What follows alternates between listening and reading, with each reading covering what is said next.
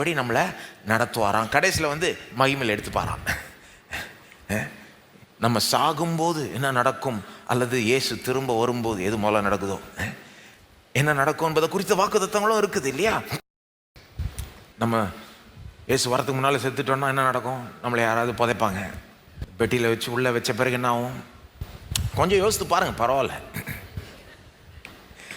மண்ணோட மண்ணா புழுதியோட புழுதியா என்ன நடக்குமோ யோசித்து பார்த்தா ஒரு மாதிரி தான் இருக்குது. புழுகளெல்லாம் சாப்பிட்டு சரீரத்தை எலும்பு குண்டாயிடுவோமா என்ன? இதெல்லாம் எதுக்குங்க யோசிக்க சொல்கிறீங்க? ஏன் சொல்கிறேன்னா அது நிஜம்தான். அது இயேசு வரதுக்கு முன்னால் நம்ம மறிச்சிட்டா அதுதான் நடக்கும் இல்லையா? ஆனால் அது நம்முடைய முடிவு அல்ல. சிலர் சொல்லுவாங்க 6க்கு 3 தான் முடிவு. என்னத்த முடிவு? பைபிள் சொல்லுது என்ன முடிவு? 1 தெசலோனிக்கேயர் 4:16 பாருங்க. 1 தெசலோனிக்கேயர் 4:16 வாசிப்போம். ஏனெனில் கர்த்தர் தாமே ஆரவாரத்தோடும் பிரதான தூதனுடைய சத்தத்தோடும் தேவ எக்காலத்தோடும் வானத்திலிருந்து இறங்கி வருவார். அப்பொழுது கிறிஸ்துவுக்குள் மரித்தவர்கள் முதலாவது எழுந்திருப்பார்கள். என்ன மண்ணோட மண்ணா போனாலும் எந்த தேவன் மண்ணிலிருந்து உண்டாக்கினாரோ அது மண்ணிலிருந்து திரும்ப உயிரோடு எழுப்ப வல்லவர். அவர் வாக்கு கொடுத்துட்டார். கிறிஸ்துவுக்குள் மரித்தவர்கள் முதலாவது எழுந்திருப்பார்கள்.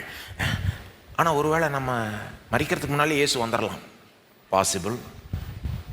இன்றைக்கே கூட வரலாம். வந்தால் சூப்பராக இருக்கும். இப்போவே கூட வரலாம். அப்படி வந்தால் என்ன ஆகும்? 17ஆம் வசனம் பாருங்கள். பின்பு உயிரோடு இருக்கும் நாமும் கர்த்தருக்கு எதிர்கொண்டு போக மேகங்கள் மேல் அவர்களோட கூட ஆகாயத்தில் எடுத்து கொள்ளப்பட்டு இவ்விதமாய் எப்பொழுதும் கர்த்தருடனே கூட இருப்போம். செத்தாலும் ஓகே, உயிரோடு இருந்தாலும் ஓகே, எப்படி போனாலும் ஓகே, சூப்பர்.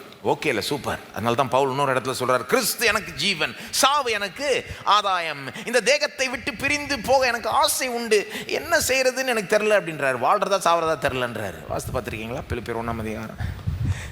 நிறைய பேருக்கு வாழ்க்கையும் கஷ்டம், சாகிறது அதை விட இன்னும் வாழ்க்கை ஒரு இம்சை.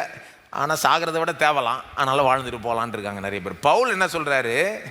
வாழ்கிறதும் சூப்பர், சாகிறது ஒரு விதத்தில் அதை விட சூப்பர் அப்படி சொல்கிறாரு.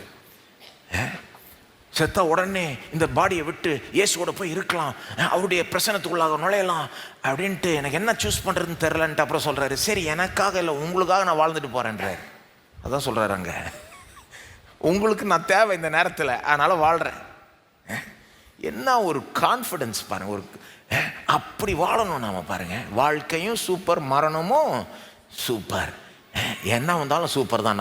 நமக்கு ஜெயம்தான், நமக்கு ஒரு நல்ல முடிவு தான். இதுதான்